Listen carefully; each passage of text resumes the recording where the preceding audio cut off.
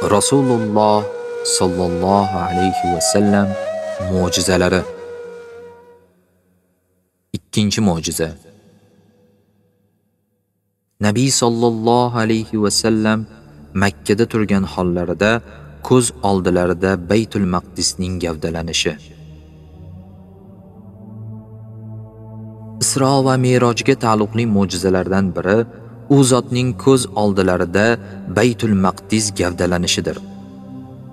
Qurayshlar payg'ambarimiz sollallohu alayhi va sallamdan Baytul Maqdisni sifatlab berishni va uning nechta eshigi borligi haqida so'rashdi.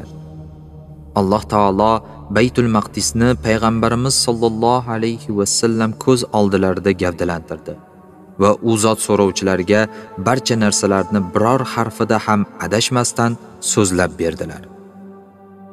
Rasululloh sallallohu alayhi va sallam bunday dedilar: Quraysh meni yolg'onchiga chiqarganda Hijri Ismoil oldida turdim. Alloh taolo men bilan Baytul Maqdis orasidagi pardani ko'tardi. Unga qarab belgilari haqida ularga xabar berdim.